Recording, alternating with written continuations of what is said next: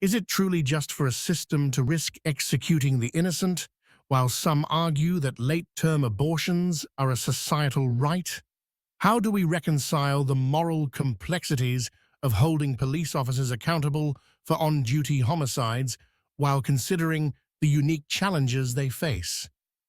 In a world where racial biases and wrongful convictions exist, can the death penalty ever be a fair and impartial form of justice?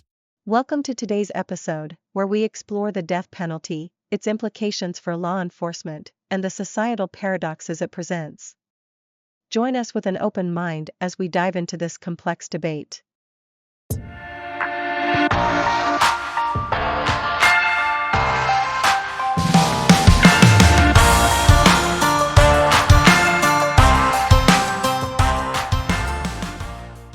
Well, today we're really getting into some heavy stuff, this deep dive. We're talking about the death penalty, police being held accountable for their actions, even late-term abortions.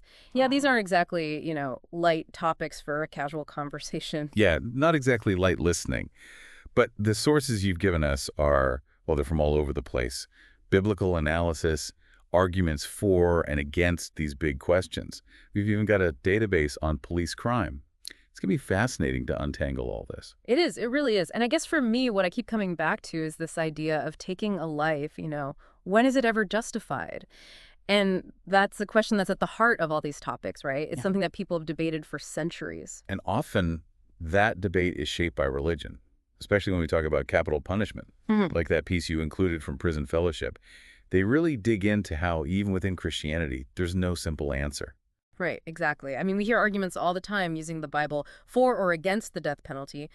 But what this source showed me is that scripture's been used for all kinds of stances, even a kind of, well, it's allowed, B-U-T, sort of middle ground. Yeah, and it's fascinating how the same text can lead to such different conclusions. Like, look at the Old Testament. It does have capital punishment, but it also stresses intent, accidental death, not a death penalty offense. That focus on proportionality is often missed today. So it's how someone died, not just that they died, that matters. Exactly. And there's this emphasis on reluctance to execute, even when it's allowed. Ezekiel 33.11, God says, He takes no pleasure in the death of the wicked, He'd rather they repent. Adds a whole other layer, don't you think? Absolutely, it does. That image of like a vengeful God demanding an eye for an eye gets complicated. But then that makes me think, if we're already in this moral gray area with religion, how much harder does it get applying these ideas to, a secular system like we have here? And it gets even more complex when you realize the U.S. is one of the few countries still using the death penalty for regular crimes.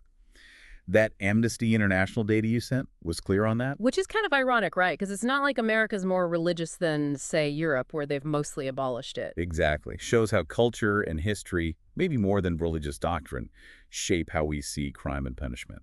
And that context matters even more when you bring in something like that discussion outline, the one that dives into holding police accountable. Phew, tough stuff. Yeah, that source does not hold back. The emotions involved, the potential for bias, even just defining what's police misconduct. Where do you even start? $1 million question, right? When does a terrible accident on a high-stress job become like a deliberate abuse of power?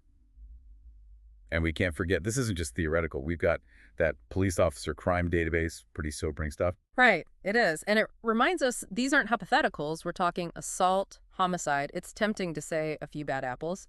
But this database shows a pattern that goes way beyond a couple of isolated incidents. Makes you wonder, are these bad apples, or is it something systemic within law enforcement? And if we're okay with the death penalty at all, should it apply to officers too? And that discussion outline, it gives both sides of that, right? It does. Some people say it keeps officers in line, shows nobody's above the law, justice is blind and all that. But then you've got others saying, wait a minute, what about systemic racism affecting these cases? Wrongful convictions, especially when it's officers judging other officers. And you can't ignore the pressure they're under, the danger that just comes with the job. Speaking of pressure and danger, you also included that video of Senator John Kennedy. He was making a point about late-term abortions. Yeah, and this is where it gets really interesting, because it's like we're switching gears to a completely different topic, but at the same time, his argument about the sanctity of life, valuing both the mother and the baby, even late in the pregnancy, it really made me think. Powerful stuff.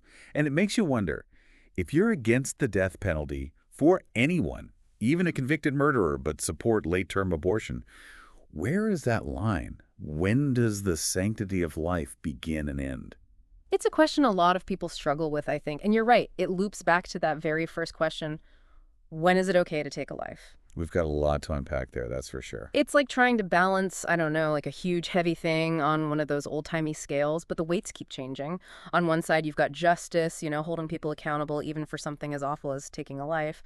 But on the other side, there's this idea that life itself is precious, that every person has potential. And it gets even tougher to balance when you factor in what it's like for cops, the pressure, the danger they face. You mentioned that, but then there's that suicide by cop study that adds a whole other level of messed up to this. Yeah, that one really got to me, to think. You're a police officer, you face danger every day from criminals, but now imagine someone wants you to kill them. They're trying to make you do it, just awful. And the study said it happens way more than you'd think. 11% of police shootings, that's what they found. It was someone basically forcing the officer's hand. 11%, that's not nothing. It really shows the mental toll this job takes, those life or death choices, in an instant, under pressure. Makes you think twice about, holding officers to the exact same standard as everyone else. It's like saying, make a perfect call under insane stress, or you could get the same punishment as the person who made you do it. Heavy stuff, no doubt. But even with that burden, it doesn't mean misconduct's okay or officers get a free pass if they screw up badly. It just complicates things, Adds to that conversation about justice and law enforcement, which is already so hard. And that's what I like about these deep dives, right? It's not just one issue at a time. It's seeing how they're all tangled up. Death penalty, police, even abortion. It all comes back to this, when's it okay to take a life and who gets to decide? No easy answers there. Yeah. But thinking about those death penalty facts you sent, that's some heavy stuff too. Over 200 people exonerated from death row since the 70s. That's 200 folks wrongly convicted, sentenced to die, then cleared later on. 200. It's hard to even picture that many. That's the justice system failing big time that many times. 200 lives just wrecked by the very system that's supposed to protect them. It makes you wonder how many weren't exonerated in time, how many innocent people, and even beyond that. You can't ignore the racial stuff in that source. Most murder victims in death penalty cases, they were white, even though overall it's about half and half. And on death row, way too many black people compared to the population.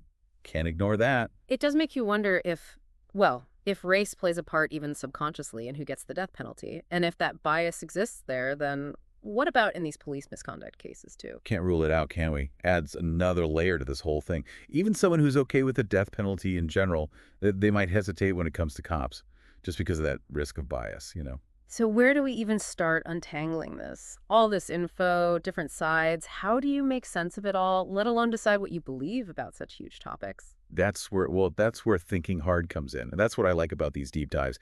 They don't tell you the answer or what to think. They give you what you need to join the conversation and then figure it out for yourself. It's about giving the listener the power, right? To look at all this, the different opinions, and come to their own conclusions. Exactly. We've looked at the history, the religious arguments, the law, the real-life impact. Now it's up to you to decide what feels true to you. And speaking of what feels true, that source about innocence from the Death Penalty Information Center, that one really stayed with me.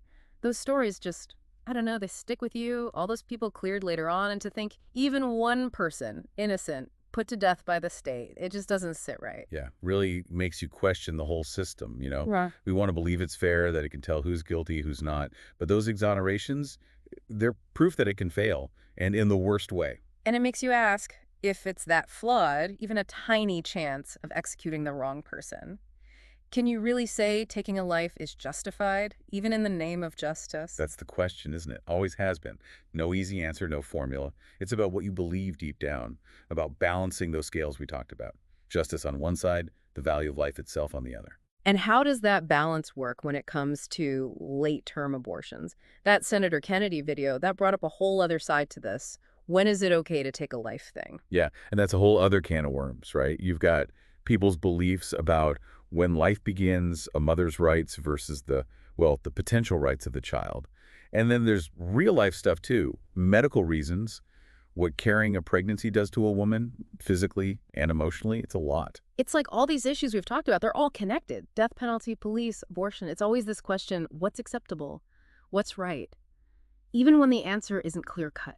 And that's why I think these deep dives are so important. We're not giving you answers or telling you what to think. We're giving you what you need, the info, the background, different viewpoints so you can figure it out. Giving the listener the power, right, to make their own conclusions, even if it's tough, even if it challenges what they thought before. Exactly. Yeah. Because that's how we grow, right? When we face the hard stuff, the gray areas.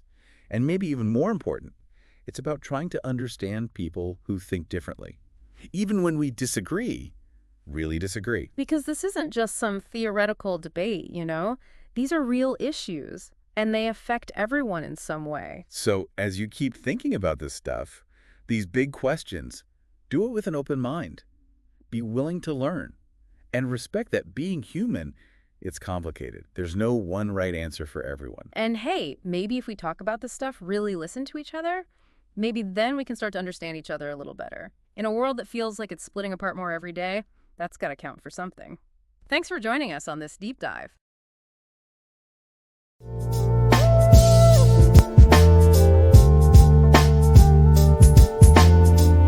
Holding scales, truth and the weight. Justice trembles in the state. And we seek to learn, and we seek to learn. No, no, no, no. Questions rise and yes, judgments are cast.